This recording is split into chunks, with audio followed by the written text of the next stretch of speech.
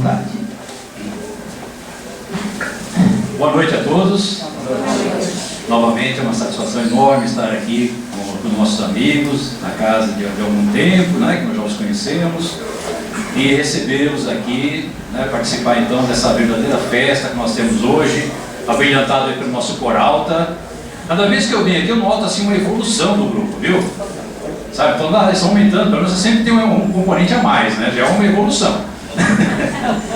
E a qualidade também, tenho certeza, viu? O pessoal é bastante esforçado, está muito bonito, eles fazem de coração, e é assim que as coisas ficam boas, não é? Quando a gente tem amor, coloca amor naquilo que se faz, tá? Bom, então como eu disse, é uma satisfação, um prazer muito grande estar com vocês, e vamos pedir então ao Mestre Jesus que nos abençoe, que nos guarde nessa noite, e que nos ajude, nos auxilie, né, a sair daqui, como já foi dito, né, melhores do que quando nós chegamos. Eu vou começar com uma prece, que é a seguinte: tendes compaixão, Mãe amantíssima, de todos nós, ajudai-nos a ser fiéis até o fim, sem desânimo, nem reclamações, servindo incansavelmente, certos de que, na etapa final, poderemos ver e ouvir o vosso Filho proclamando-nos: vinde a mim, trabalhadores fiéis, eu os tenho aguardado em paz.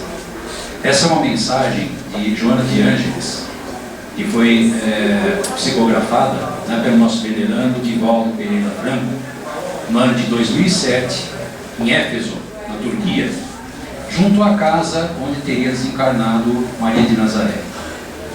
Essa oração muito bonita, né, vem a calhar aqui no mês que nós comemoramos o Dia das Mães, né, o mês das noivas, não é assim?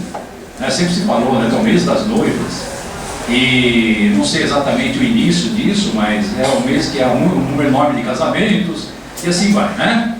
Bom, enfim, tradições à parte, né, então vamos lembrando, né, o importante é lembrar da mulher.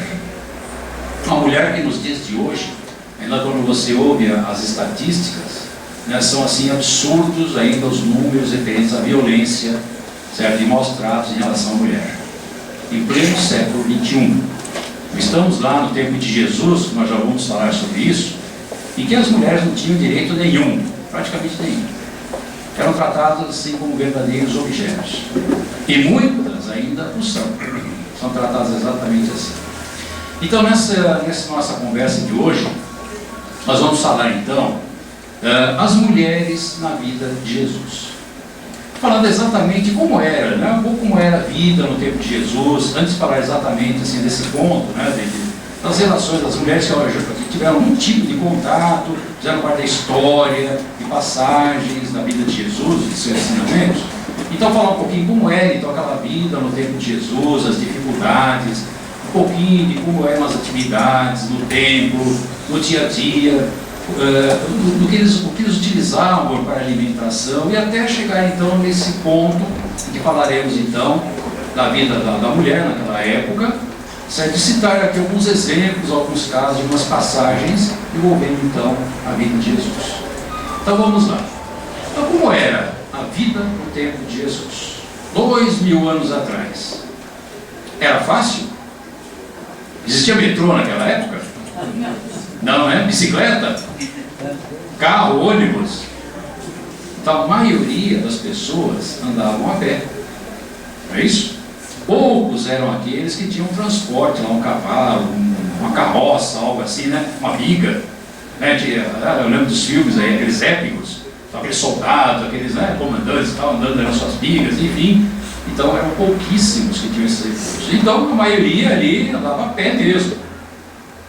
E as caminhadas eram longas, duras, estradas difíceis, pedras, areia, aquela coisa toda, morro, montanha, deserto. E, no entanto, eles viviam, né, sobreviviam àquelas condições. E, para vocês terem uma ideia, falando um pouquinho, né, pegando aqui um pouquinho o aspecto do templo, né, vamos falar do templo, que a gente conta assim, muito da história daquela época. Bem antes de Jesus, uns 700 anos antes, uns 7 séculos por aí antes de Jesus ter nascido, e havia lá um imperador da época, Josias, naquela região, e ele quis então, para colocar, mudar ali o sistema, então ele passou, destruiu, atacou, destruiu ali todos os templos que havia naquela época, e dizimou ali os sacerdotes, todos aqueles que estavam envolvidos na vida daqueles templos. Então, qual a ideia dele na época de unificar? Na verdade era poder, era todo um jogo político aí. Então, destruindo esses templos todos, ele concentrou toda a religião da época numa região, num lugar só, que foi Jerusalém. E ali se estabeleceu então um verdadeiro grupo ali de sacerdotes e religiosos daquela época que dominavam então a religião, tanto na parte espiritual como principalmente na parte econômica. E todos eles, sem dúvida, ficaram muito ricos, ganharam muito dinheiro naquela época. Porque a coisa no templo funcionava da seguinte maneira. Vamos entender um pouquinho da história, né? Depois a gente chega até Jesus e vê tudo que vem por aí, né? Então, assim, tudo que devia entrar, então os sacrifícios que se fazia na época, se usavam os animais, né? Boi, cabrito, ovelha, pombo, galinha, tal. Então conforme o poder aquisitivo de cada um. Então o sujeito quanto mais rico, mais caro era o animal, maior o seu porte, enfim, né? Então era assim que era feita a coisa. Só que tem um detalhe. Então, segundo o livro de Levi, eles tinham que estar de acordo com o grau de pureza, entre aspas aí, né? Grau de pureza para serem aceitos no templo e poderem então serem sacrificados. Então tinha lá um grupo que fazia a avaliação. Então chegava o sujeito ali com o seu animalzinho ali para sacrificá-lo, porque era assim que eles entendiam na época, devido então ao nível, né, de entendimento deles. Eles achavam então que tinham que sacrificar o animal, fazendo sacrifício em homenagem a Deus. Muito absurdo, né? Para nós hoje, impossível, né? Então, enfim, era o costume da época. Então o sujeito chegava ali para aquela comissão, eles pegavam o animal, olhavam daqui, olhavam de lá e tal, olha, isso aqui não serve, não está aprovado. Né? Então, não era aprovado, o que ele tinha que fazer? Ele tinha que comprar um animal puro do templo. Só que quem criava e oferecia esses animais lá, eram as próprias famílias, espertinhos eles, né? As próprias famílias ligadas ao pessoal do templo. Então eles tinham lá suas fazendas e tal, então criavam os animais e ali então eles vendiam como sendo então animais puros. Então esses animais tinham que ser comprados para serem sacrificados. E nas épocas então de grandes festas e grande procura, então o que acontecia? Esses preços disparavam. Gozado, né? Parece que foi assim hoje também, não é?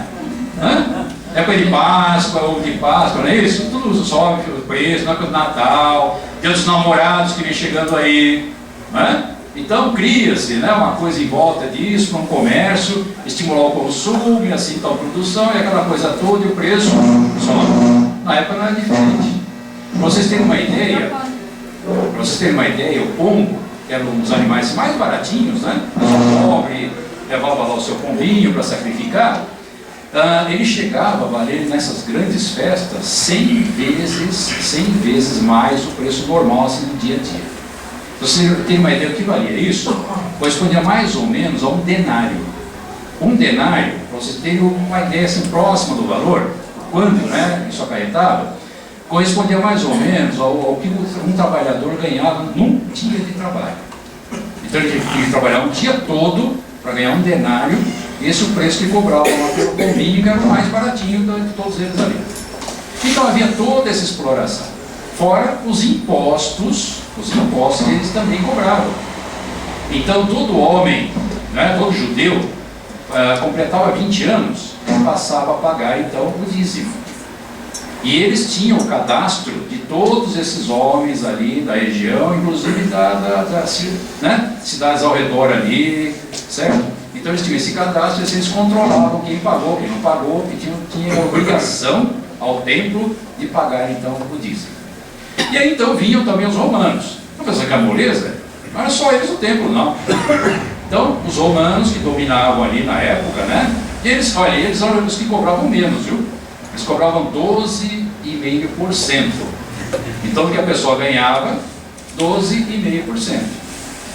Então, e o templo, juntando tudo, né, os impostos, mais o que eles gastavam lá, dava em torno de 22% do templo cobrado. daquelas pessoas. Parece um certo lugar. Gozar, lembra, né? Lembra um certo país, né? Do hemisfério sul, né? Um país tropical, onde tem carnaval e por aí vai, né? Bom, enfim, eles pagavam tudo isso e sobrava o que para aquele povo? Menos da metade do que eles produziam. Se ele era um agricultor, ele ainda tinha que guardar, estocar pelo menos 1/5 das sementes para ter o que plantar na próxima safra. Então, juntando tudo aí, sobrava muito menos 50% de tudo aquilo que eles produziam. Então, o povo cada vez mais pobre, cada vez mais miserável, tá? E era assim então que eles viviam com relação a isso. Os níveis sociais, então você tinha lá a classe alta, que era logicamente dos sacerdotes, né? Os funcionários todos ali, que giravam ao redor do templo, tá? E grandes latifundiários e assim vai. E aí você tinha a classe média da época, que eram ali os grandes comerciantes, artesãos, esse tipo de público. Então eles tinham uma situação um pouquinho melhor.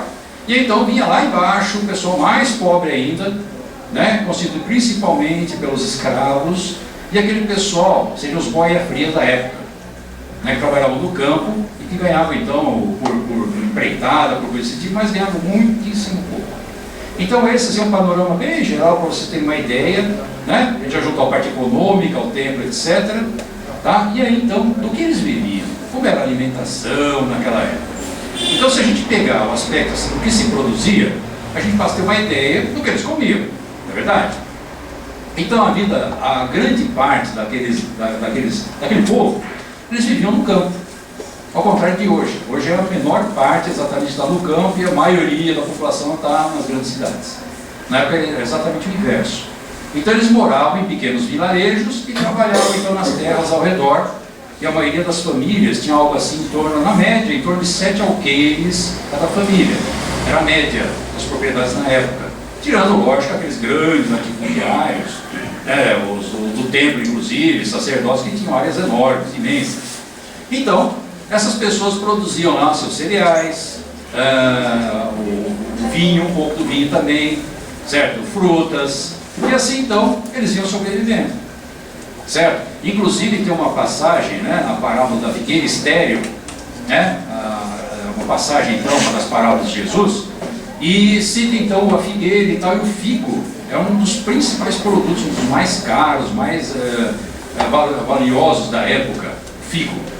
Estava ali o livro do trigo, da cevada, né, e por aí vai, né? Então é um produto muito valioso. Então isso é citado no livro do Caivar Schutter, né? Parábolas e Ensinos de Jesus. Então ele faz um comentário onde ele coloca essa parte, ele cita, né, o valor do figo na época. Só para ele ter uma referência, para ele juntando as coisas, né? Então, lógico, eles tinham frutas, tinham lá o azeite, aqueles que podiam ter acesso, é claro, e por aí vai. E, tirando isso, então eles tinham também as atividades de pastoreio, né, a criação lá da cabra, né, a gente deduz também que tinham lá o leite, que eles utilizavam, cabras, ovelhas, né, os bovinos eram muito raros nessa época, animais muito caros, então eles não tinham praticamente naquela região, e acredito até que uma questão de adaptação. Então, eram de animais mais rústicos, né, como a própria cabra, por exemplo, nas regiões, então o animal que se dava melhor ali. Certo? E muitos também criavam então pombos e galinhas ali, que é para até atender ao templo, né, para fornecer para o templo, tá? E por aí então vai. Tinham também atividade de pesca, tanto é verdade isso que nós sabemos que Jesus, né, os seus discípulos, uma grande parte deles, eram o quê? Pescadores. Então a atividade de pesca era muito forte naquela época. Então, o lago de Genezaré, né? Então aquele grande lago tinha mais de 30 quilômetros ali de extensão, por isso que era até chamado de Mar da Galileia. Aquele local era uma atividade pesqueira muito intensa, muito grande. Então e Jesus justamente ali juntou seus apóstolos a partir daquela região, e ele morou então, ficou em Nazaré, né, até quando não se sabe exatamente assim, mas na sua volta do Egito, aquele refúgio ao Egito, ele voltou então criança e ficou ali até por volta dos seus 30 anos, quando então foi para Cafarnaum, e ali ele começou então suas atividades. Então nós temos então nessas atividades, então, pastoreio, como eu falei, agricultura, pastoreio, produção de mel, tinha lá também os apicultores, e tinha então aquele pessoal dedicado também às artes manuais ali, né, as suas atividades de ferreiro, né, oleiro, os construtores, né, pedreiros e por aí vai, aqueles que trabalhavam no portume, E essa atividade era exercida fora, né, dos vilarejos, das cidades, porque tinha a produção, né, a questão do couro, aquele processo de curtir e tal, tinha um cheiro muito forte, né, então eles eram obrigados a ficar fora das cidades, o pessoal não aguentava, né, não deixava que eles se estabelecessem ali, então eles tinham que ir para longe. Então assim, vocês tiveram aí uma ideia geral, né, bem geralzona assim, de como era essa vida, nesse aspecto, daquele povo, naquela época. Bom, e aí, né, e vamos falar então das mulheres. Como é que viviam as mulheres no tempo de Jesus? Bom, como a gente adiantou para vocês, não era uma vida fácil. Vocês imaginem, elas tinham então máquina de lavar naquela época? Hã? Não, né? Claro que não, né? Eles não tinham as facilidades que as nossas mulheres têm hoje. Tinha fogãozinho, né? A gás? Não, tinha que sair atrás da lenha, carregar lenha, todo dia buscar lenha para fazer comida e tal, aquela coisa, né? Nada fácil. Tinha geladeira? Outra barreira, como estocar e guardar os alimentos. Vocês já pensaram nisso? Aliás, não faz muito tempo não, porque a geladeira é coisa recente.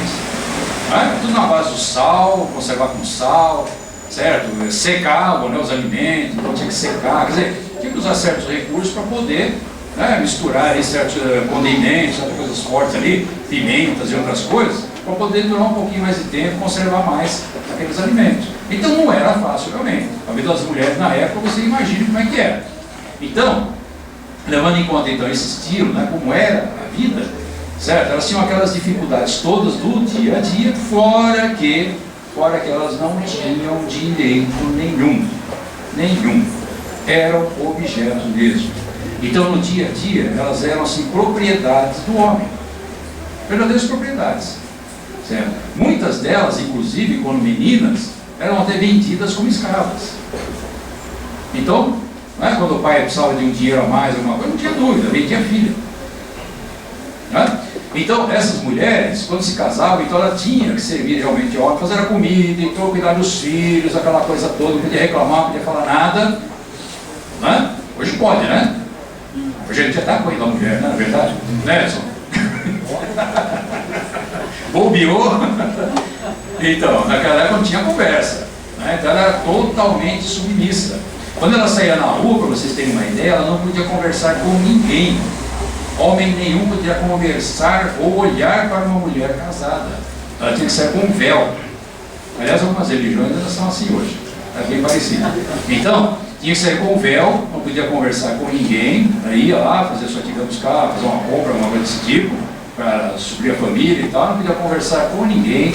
Não tinha direito, né, a dar opiniões. Não podia pedir divórcio. Imagine só. Oi? Eles achavam até que não tinha nem alma, é verdade mesmo. Né? Bom, até pouco tempo também, alguns religiosos achavam que os índios e os escravos não tinham alma. Há pouco tempo aí, né? É verdade, na história do Brasil. Então eles achavam, diziam, até uma desculpa para justificar a escravidão, aquele processo todo, eles não têm alma mesmo, então não tem problema nenhum, Deus não vai reclamar. Então veja que ponto chega, né, a arrogância, a coisa do homem, né? Então, era assim, então a mulher não tinha direito nenhum.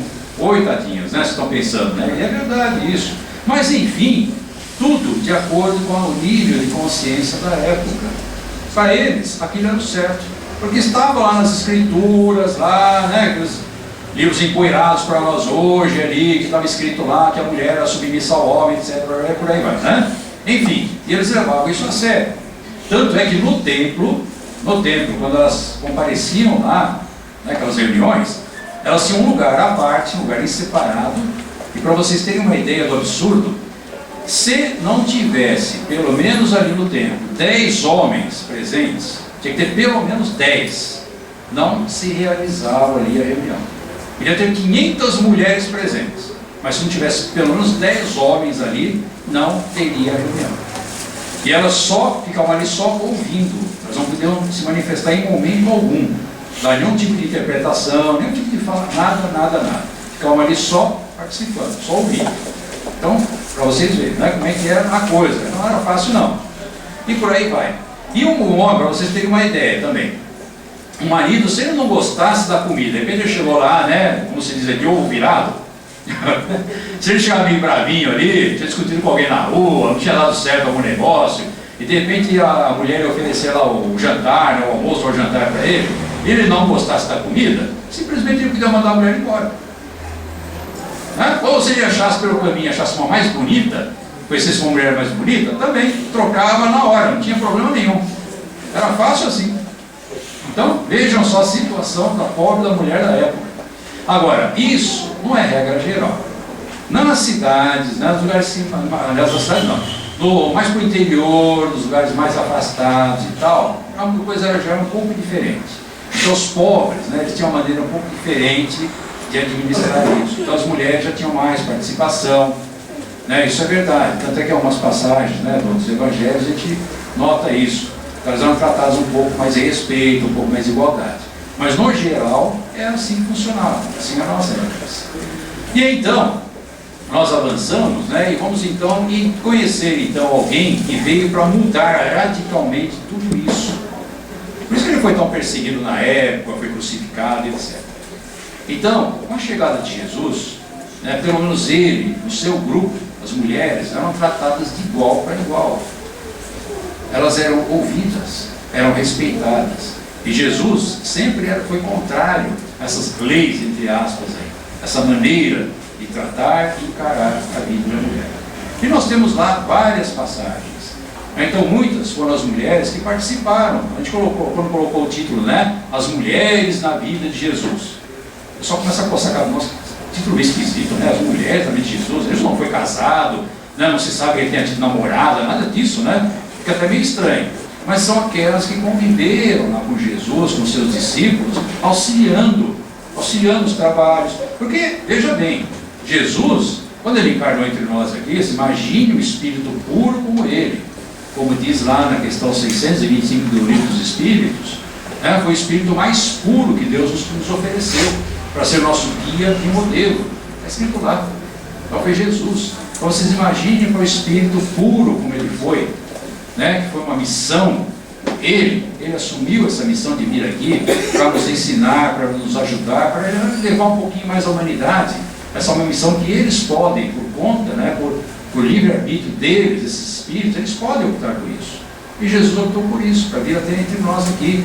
Imagine para ele, espírito puro que era, já completamente livre de toda a matéria, da impureza da matéria, ele tem que retomar, quer dizer, incorporar aquela matéria toda para encarnar aqui, então, como homem, que foi.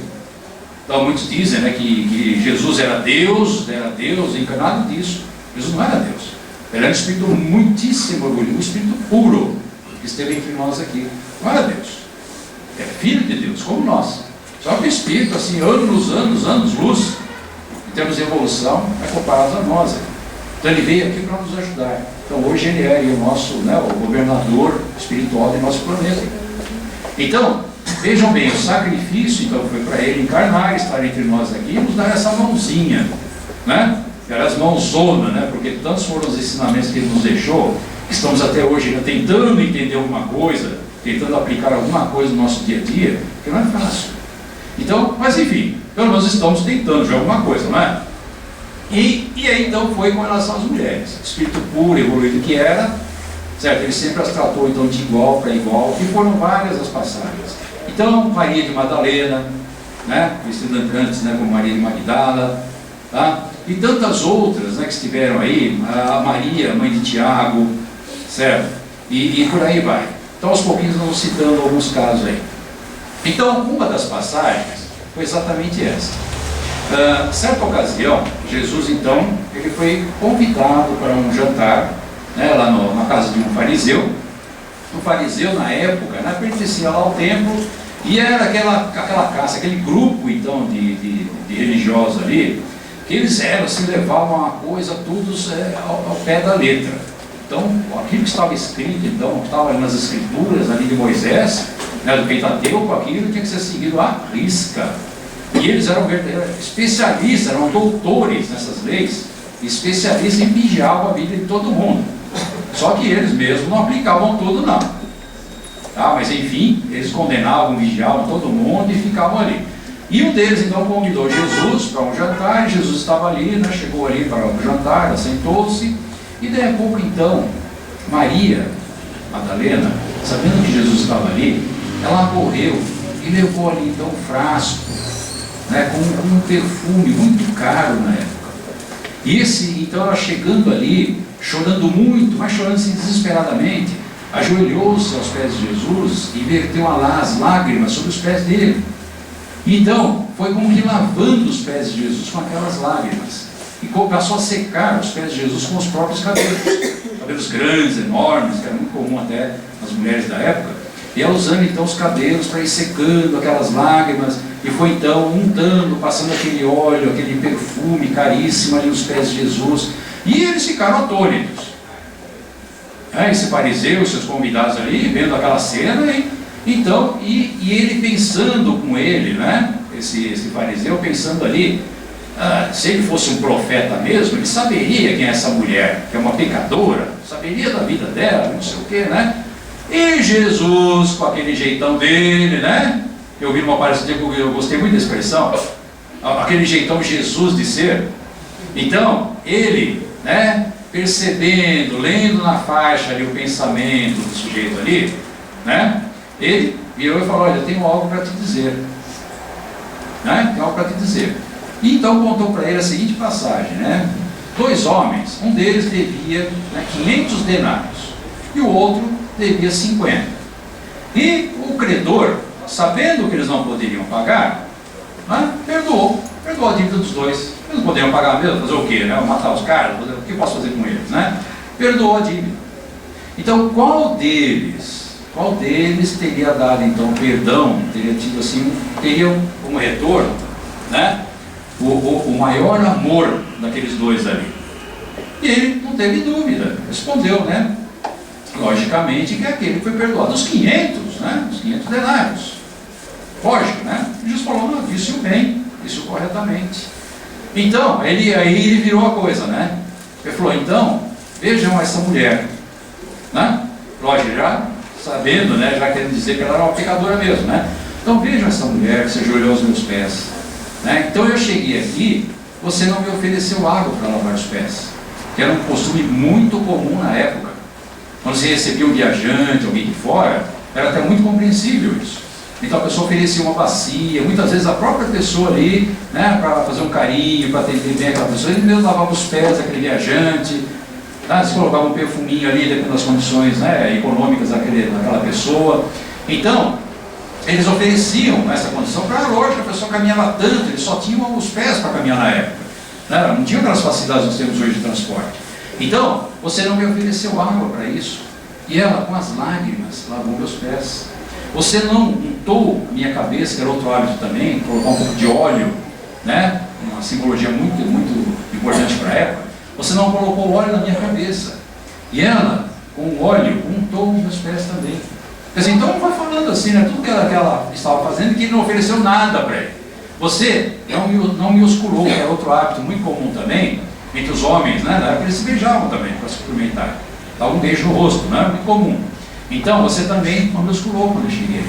E ela, desde o momento que ela entrou aqui, ela não parou de beijar meus pés. Então, veja, né, então ele virou para ela: os seus pecados estão perdoados. Então, aquele que muito deve, né, aquele que muito deve porque tem mais amor, né, e perdoa. Agora, aquele que pouco deve, pouco amor tem. Então, virou para ela e disse: os seus pecados estão perdoados.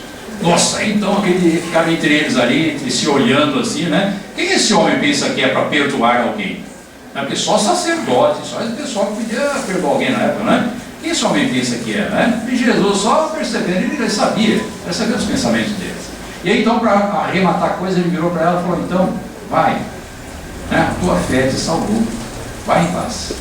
Certo? Então, essa foi uma passagem muito bacana que mostra a maneira que Jesus tratava as mulheres.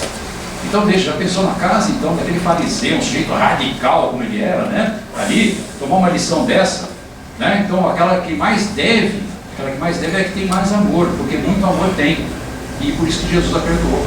E Jesus, veja bem, não é aquela, nós sabemos, né? Nós somos espíritas, essa questão do perdão que Jesus falava, era uma linguagem da época, certo? Nós sabemos assim, então olha, vai, faça melhor, não cometa mais esses erros, né? Então passa a não cometê-los mais.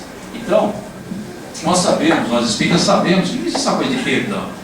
Você errou, tal, basta fazer uma oração e tal, reza 10 Padre Nosso e 5 Ave Marias que você está perdoado.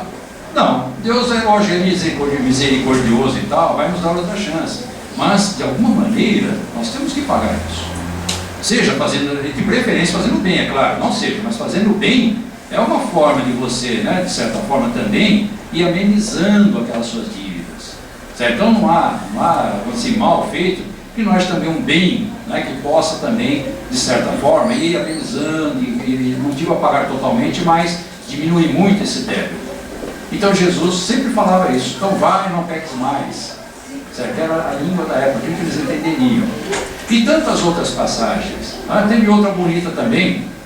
Jesus, então, caminhando, fazendo as suas caminhadas, entrou num daqueles povoados e foi à casa de Marta.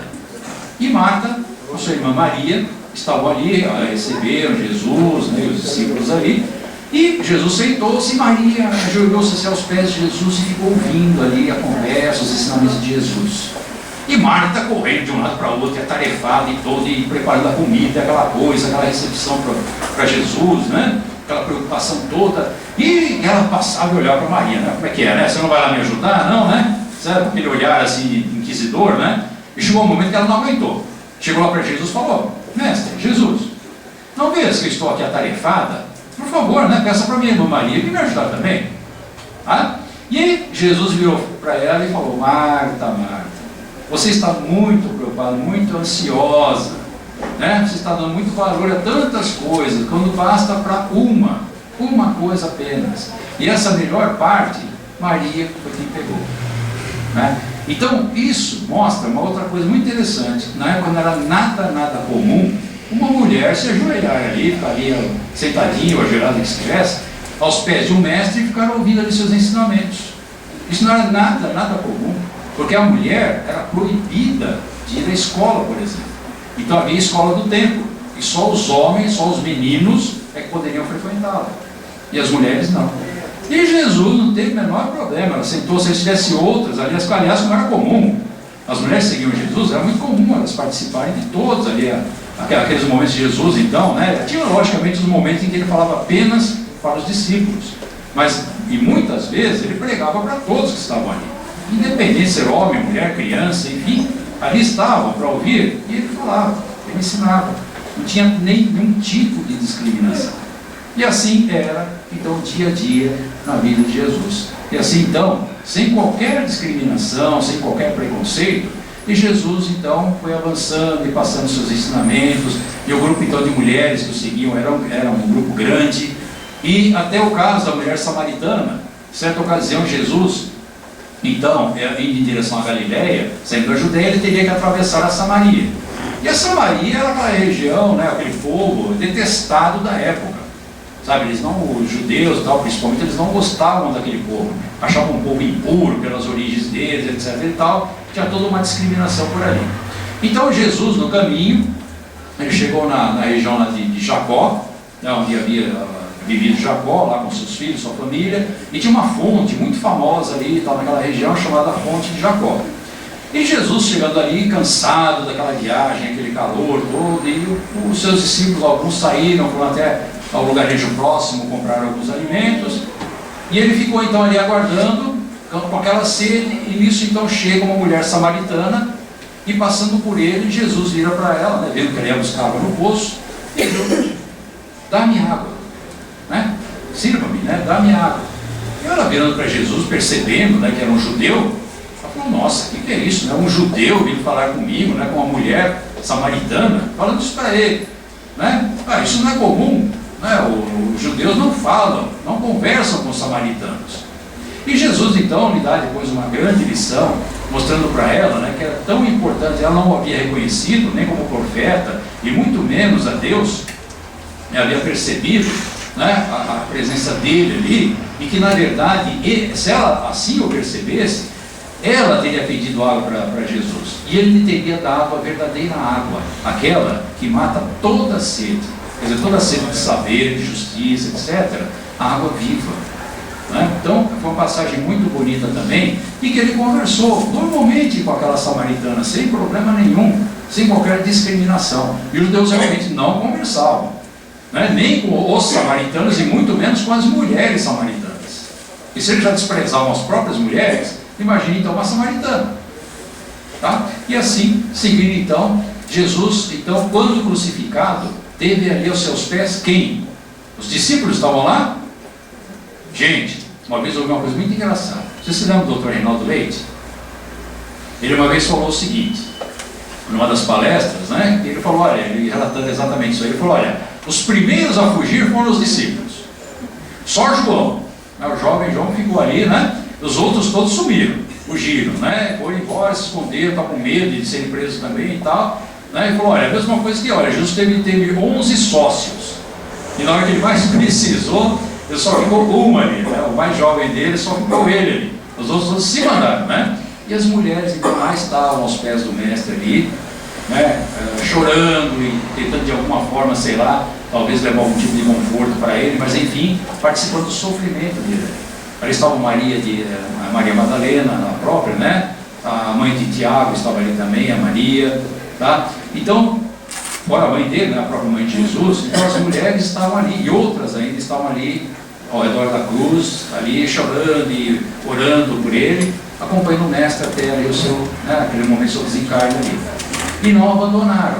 E assim então, a própria Maria Madalena, por ocasião então da ressurreição, né, como dizem, né, como está lá no Evangelho, então na própria ressurreição, lá estava Maria Madalena, né, com um grupo também, com outro grupo de mulheres, foram lá então para levar, não, como era costume na época, inclusive por ter que aguardar que no dia da Páscoa mesmo eles não poderiam fazer nada, então elas foram antes levando lá alguns bálsamos, algumas coisas para cuidar do corpo de Jesus, e quando chegaram lá no seu sepulcro, nada encontraram, estava vazio, e tinha lá dentro então 2 anjos, né, como conta aí o Evangelho, tinha lá dentro 2 anjos, e que anunciaram então que Jesus havia sido ressuscitado, né, havia ressuscitado, e elas então foram alegres, foram correndo até os apóstolos, aos discípulos, que elas sabiam onde eles estavam, e foram lá contar. E como elas não tinham crédito nenhum, eles não acreditaram. Essas mulheres estão malucas, não aconteceu nada disso. Eles foram lá conferir. E realmente chegando lá, perceberam, né, que realmente o túmulo estava vazio, e aí então passaram a acreditar. Teve inclusive aquela passagem, né, que Maria encontrou, né, Jesus, né, ali uma materialização, vamos dizer assim, né, de Jesus que estava ali, quando ela chegou e teve um diálogo com ela, né, pedindo inclusive para que ela não tocasse, porque ele ainda não havia subido ao Pai, e pedindo a ela que voltasse e contasse aos discípulos que ele havia ressuscitado e que ele iria encontrá-los brevemente. Então, veja bem, então foi para uma mulher que Jesus reapareceu. Então, sempre assim. Então, Jesus nunca teve nenhum tipo de discriminação. Enquanto então a mulher, com relação, nós sabemos que a mulher, do ponto de vista, né, assim, espiritual, ela tem uma sensibilidade muito maior que a nossa, uma sensibilidade mediúnica muito maior que a nossa. Então falo que entre as mulheres, pelo menos 1/3 tem uma manifestação, uma mediunidade muito mais acentuada do que os homens, que acontece em torno de 1/5 apenas dos homens têm essa mediunidade. E certo? Então para vocês verem, né? Então a sensibilidade, aquela coisa, né, da mulher é muito mais acentuada, muito mais prominente, então, com relação então à mediunidade. E contando aqui então uma história para vocês, que está lá no Evangelho segundo o Espiritismo, no capítulo 13, então está ali, né, nas orientações dos Espíritos, lá no finalzinho, uma história muito interessante que é relatada ali, naquele capítulo que fala para não deixar que a mão esquerda saiba o que a mão direita deu. Uma mulher de aparência muito austera, muito séria, e vestindo roupas simples, embora alinhadinhas e tal, mas roupas muito simples, entrou numa mansarda, uma casa muito humilde.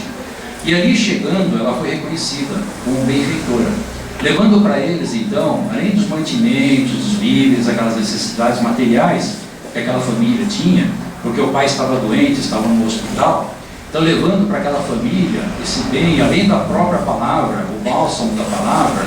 Então ela foi muito bem recebida, atendeu, né, acalmou então aquelas pessoas, não deixando inclusive que as crianças passassem qualquer necessidade, nem do leite que precisavam, nada lhes faltava. E ela sempre acompanhada por uma mocinha vestida também de uma forma muito simples, mas que acompanhava sempre, era a filha dela. Então, elas sendo recebidas ali, levando todo aquele amparo, aquele conforto, depois elas saíam e iam até o hospital, para lá então conversar com o pai, né, com o homem, o marido dessa mulher, o pai dessas crianças, para levar um conforto, para levar notícias. Olha, fique tranquilo, eles estão sendo atendidos. Então, isso fazia parte do dia a dia dela.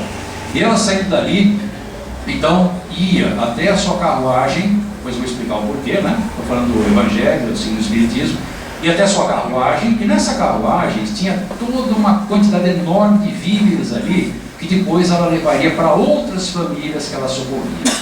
Quem era essa mulher? Alguém sabia? Alguém sabia o nome dessa mulher? Não, ninguém sabia. E quando ela dizia o nome, era um nome qualquer, para não ser identificado ou localizado. Porque ela usava roupas tão humildes, tão simples? Era justamente para não agredir a pobreza. Porque ela sabia que se ela aparecesse nesses locais com uma roupa como a que ela usava normalmente no seu dia a dia, ela acabava causando um constrangimento naquelas pessoas que eram paupérrimas, eram muitíssimo pobres. E por isso que ela se apresentava assim. E por que ela levava aquela mocinha sempre com ela, aquela sua filha? Era justamente para ensiná-la a dar o exemplo, né, do amor, da assistência ao próximo. E até indagando, né, ela perguntava para mim, por que eu também não posso dar alguma coisa, né, eu pagar os alimentos? Bom, porque você não tem renda. Então você não pode, se eu lhe desse o dinheiro para isso, qual seria o seu esforço? Qual seria o seu mérito? Então, você, durante os atendimentos, quando eu ajudo aquelas crianças, ajudo aquela mãe que também está doente, você no atendimento, você também está fazendo a sua parte, também está fazendo caridade. E, se você então quer dar algo de si além disso, aprenda a fazer roupas, faça roupa para aquelas criancinhas. E assim então, você está também dando algo a mais de si. E assim ela levava então no dia a dia, até que em certa ocasião, ela levava na sua vida comum ali, era uma mulher muito rica. Então ela tinha suas atividades sociais e tal, ela se vestia muito bem e tal, fazia parte. E certa ocasião ela estava então na sua casa e uma pessoa então bateu a porta e quando ela foi atender, era justamente uma das pessoas que ela auxiliava. Essa pessoa estava ali para vender ali algum material, algum artesanato, alguma coisa desse tipo que ela fazia, estava ali para vender. E quando ela reconheceu a senhora percebeu que ela reconheceu, ela falou, silêncio, não diga nada. E é exatamente isso que Jesus falava. Então, quando se auxiliar alguém, quando se fizer o bem, não deixe que a sua mão direita saiba disso. Ou perdão, que a sua mão esquerda saiba disso. Como está o título ali, né? Então, você dá com a mão direita, não deixe saber, que a sua mão esquerda saiba o bem que você está fazendo, o que você está dando. Não faça propaganda, como muita gente faz. Então, tinha muita gente no templo, aliás, ainda isso é muito comum. As pessoas chegavam no templo ali para fazer as suas doações e fazer uma verdadeira exibição, fazer uma questão que todos vissem que eles estavam doando ali grandes quantidades de ouro e moedas e não sei o que, fazendo a propaganda. E quantas são as pessoas que fazem isso? Tá? Então fazem doações e tem que sair no jornal, tem que sair em todo lugar. Não, o correto para Deus é o quê? Fazermos a nossa parte em silêncio, mas fazermos sempre praticando, dentro de nossas possibilidades. Se não temos bens materiais, faça como aquela mocinha da história. Então faça alguma coisa, né? Vá, preste um serviço, vem aqui, por exemplo, né? A nossa fraternidade, ao centro espírita aqui, você pode colaborar, pode trabalhar como voluntário aqui, está fazendo a sua parte. Então, no nosso dia a dia, vamos fazer a nossa parte, dentro de nossas possibilidades. Então, hoje em dia, muita coisa mudou. Graças a Deus, temos as leis aí, Maria da Penha, etc e tal, para proteger as nossas mulheres. Oi? Maria. Exatamente. É, isso mesmo. Ela criou. Isso mesmo, certíssimo. Então, vamos fazer então a nossa parte. Vamos respeitar nossas mães, nossas mulheres, nossas filhas, né? As mulheres na rua, tanta coisa que a gente ouve nos noticiários por aí, certas coisas são absurdas, tem que ter um vagão separado hoje em dia para as mulheres, né? Para usar essa ideia, e aí vai. Enfim, Vamos tratar as mulheres e o nosso semelhante, tá? O nosso semelhante com muito respeito, sempre tendo em conta aquilo que Jesus nos ensinou, né? E ele que sempre nos disse, nas nossas dificuldades, sempre procurar, né? Sempre que houver o desespero, né, a necessidade, vamos nos lembrar, né, que ele é o nosso caminho, nossa verdade e a vida. E ele mesmo nos disse o quê? Vinde a mim, vós que estáis cansados e sobrecarregados, que eu vos aliviarei. Que ele nos guarde e nos abençoe. Muito obrigado.